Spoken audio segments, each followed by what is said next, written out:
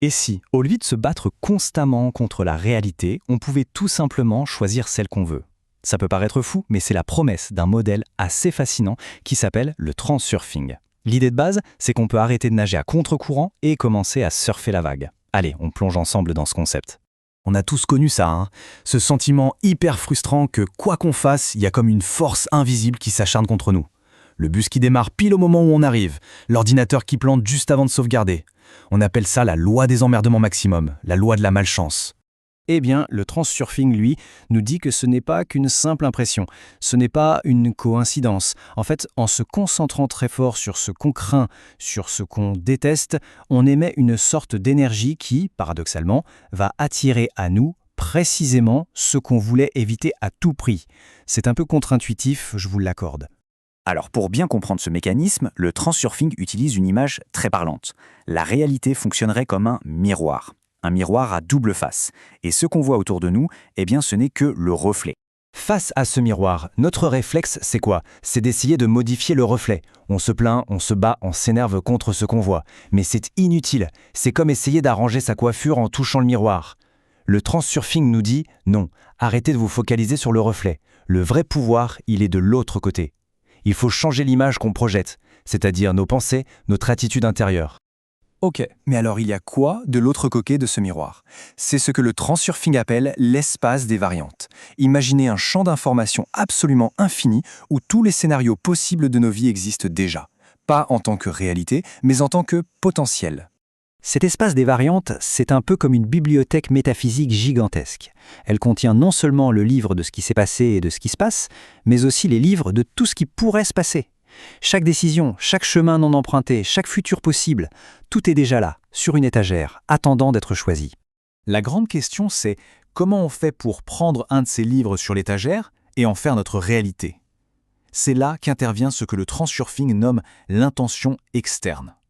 Attention, ce n'est pas juste notre volonté, notre « je veux ça ». Ça, c'est l'intention interne. L'intention externe, c'est une force bien plus grande qui se met en marche uniquement quand notre esprit et notre âme, nos pensées et nos désirs profonds sont en parfaite harmonie. Mais attention, il y a un piège. Quand on accorde une importance démesurée à quelque chose, que ce soit un désir brûlant ou une peur panique, on crée ce que la théorie appelle un potentiel excessif. C'est un peu comme si on tendait un élastique au maximum. L'univers, pour rétablir l'équilibre, va déclencher des forces pour que l'élastique revienne à sa position de repos. Et bien souvent, il nous claque au visage en nous donnant l'exact opposé de ce qu'on voulait. Et ces forces d'équilibrage ne sont pas les seuls obstacles sur notre chemin. Il y a aussi d'autres structures, d'autres forces qui peuvent nous faire dévier de notre route, les balanciers. Qu'est-ce qu'un balancier? C'est une structure d'énergie qui est créée par les pensées de tout un groupe de personnes qui pensent la même chose.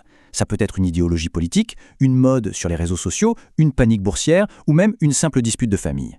Leur seul objectif, c'est de capter notre énergie en nous faisant réagir émotionnellement. Leur tactique, c'est de nous hameçonner. Ils provoquent de la colère, de la peur, de l'indignation, de l'euphorie, peu importe, tant que l'émotion est forte. En nous poussant à réagir, à nous battre, à nous indigner, ils nous pompent notre énergie. L'énergie dont on a besoin pour choisir notre propre réalité. Et ils nous embarquent dans leur propre scénario. Bon, tout ça c'est bien beau la théorie, mais concrètement comment on fait? Le transurfing propose justement un guide pratique, une sorte de mode d'emploi pour commencer à reprendre les rênes et façonner la réalité qu'on veut vraiment. Le modèle propose une méthode assez simple en 3 grandes étapes. D'abord, diminuer l'importance. Ensuite, faire un choix clair et ferme. Et enfin, visualiser le résultat final. La première étape est sans doute la plus difficile. Pour obtenir quelque chose, il faut arrêter de s'y agripper comme si notre vie en dépendait. En diminuant l'importance, on relâche la pression, on dissout ce fameux potentiel excessif. Les forces d'équilibrage n'ont plus de raison d'intervenir. L'idée, c'est de passer d'un désir crispé à une intention calme et déterminée. On lâche prise. La deuxième étape est cruciale. Il faut transformer un vague désir en un choix ferme. Un désir, c'est un peu passif. C'est de l'ordre de l'espoir. Un choix, c'est une décision. C'est une déclaration. C'est la différence entre regarder la carte au restaurant en espérant qu'on nous amène un plat et appeler le serveur pour dire « je vais prendre ça ». C'est acté. C'est une commande passée à l'univers. Et enfin, troisième étape, on projette ce que le modèle appelle une diapositive cible. Le principe est assez connu, il s'agit de visualiser régulièrement la scène finale, celle où l'objectif est atteint. Mais la clé ici, ce n'est pas de regarder la scène comme un film. Il faut la vivre de l'intérieur, ressentir la joie, la fierté, l'apaisement. C'est ce processus qui permet de s'aligner sur la bonne fréquence dans l'espace des variantes. Une fois qu'on commence à maîtriser ces 3 étapes, on peut passer au niveau supérieur du transurfing. On arrête complètement de forcer la réalité pour apprendre, au contraire, à se laisser porter par le courant des variantes. Et là, le changement de perspective est radical. On arrête de ramer comme un fou à contre-courant en essayant de tout maîtriser, c'est épuisant et ça ne marche pas. On passe en mode surfeur, on observe le courant, on observe la vague des événements, on ne contrôle plus la vague, on apprend juste à garder l'équilibre sur la planche. On accepte les détours, on accepte les virages, parce qu'on sait que le chemin de moindre résistance est souvent le plus efficace. Et le résultat est assez incroyable. Dès qu'on arrête de résister, dès qu'on arrête de se battre avec le reflet dans le miroir, la réalité devient comme une alliée. Les solutions apparaissent d'elles-mêmes, les bonnes personnes arrivent au bon moment, les portes s'ouvrent sans qu'on ait besoin de les défoncer. Finalement, tout ce concept pourrait se résumer à une seule règle d'or. C'est la clé pour dissoudre l'importance, pour ne pas se faire happer par les balanciers, pour éviter les conflits inutiles. C'est un principe de liberté totale, pour soi et pour les autres.